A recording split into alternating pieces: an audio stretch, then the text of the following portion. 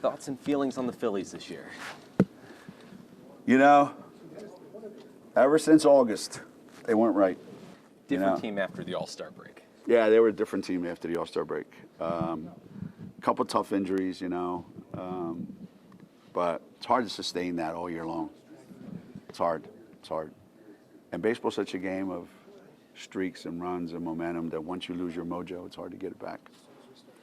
You know, on the momentum thing, Jim Mora said fairly recently he's not a believer in momentum from game to game. He is a believer in momentum within the game. Mm-hmm. What's your theory on momentum? Is it tangible? Can it be felt?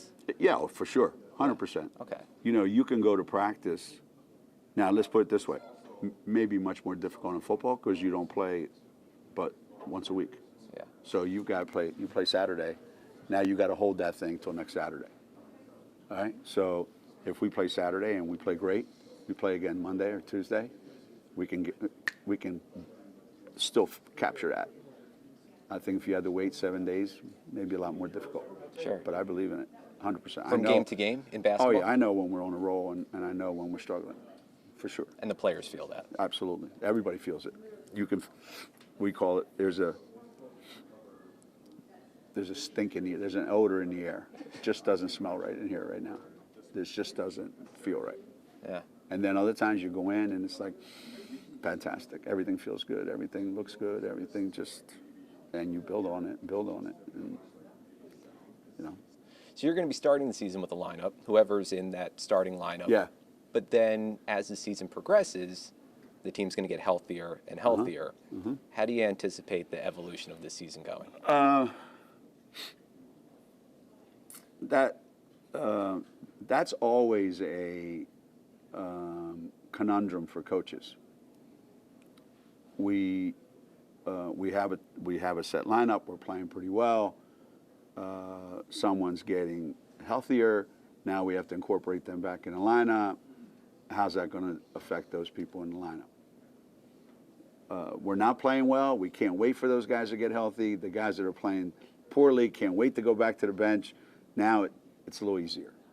So it depends where we are at that point as we start adding people. But regardless of what it is, it'll take a little bit of time for it to feel cohesive. Anytime you do something like that, it's going to affect it. What have you learned about managing expectations, also about depth in the last 2 seasons with all of these injuries? Managing expectations, that's pretty much that's like breathing for us right now over the last how many years? Yeah. It's in the building all the time. It's constantly there. Everywhere you go, every time you turn, it's right there. So it's not anything that all of a sudden pops up and you go, I got an issue I got to take care of. I got to manage this. It's just there 24 hours a day, 12 months of the year. Our coaches feel it. They know it. The players know it. People that work in the building know it. They know the goal is to win a national championship.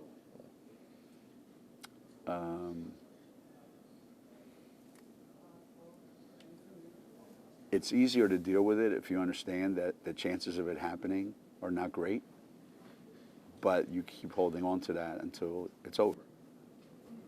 If you use those expectations as your barometer, a good year this year, a great year this year will be if we win a national championship.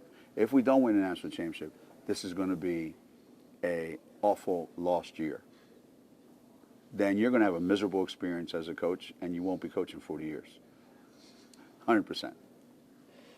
You know, there was a video that popped up on my Twitter timeline yesterday, as a matter of fact, of you talking about a conversation you had with Coach Hurley the day before he won his first national title. You remember that conversation? Oh, yeah. Telling him it was going to be the worst day of your life regardless of what happens. happens. Regardless of what happened. I think when you're at least I told him, I said, look, I don't know how it is for you, but for me, the pressure of playing in a national championship game is immense, right? So, how do you deal with that? The people think that, well, there's no pressure when you're the underdog.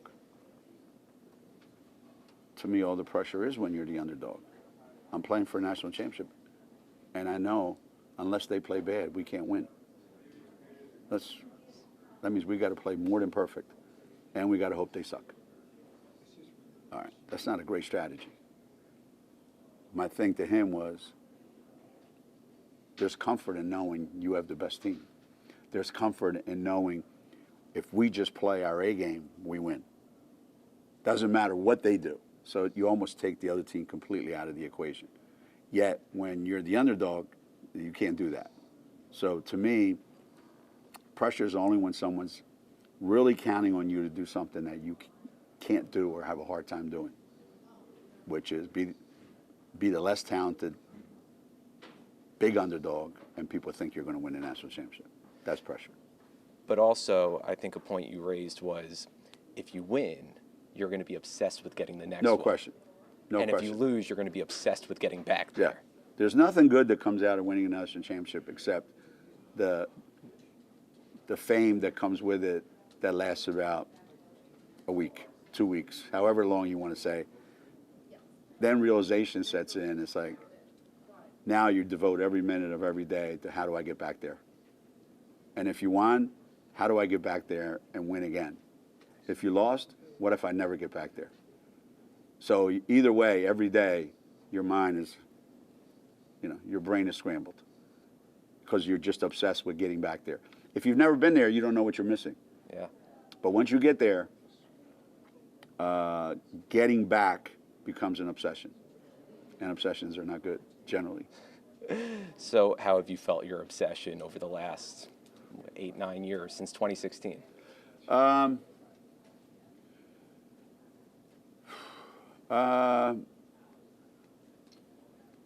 In 2017 and 2018,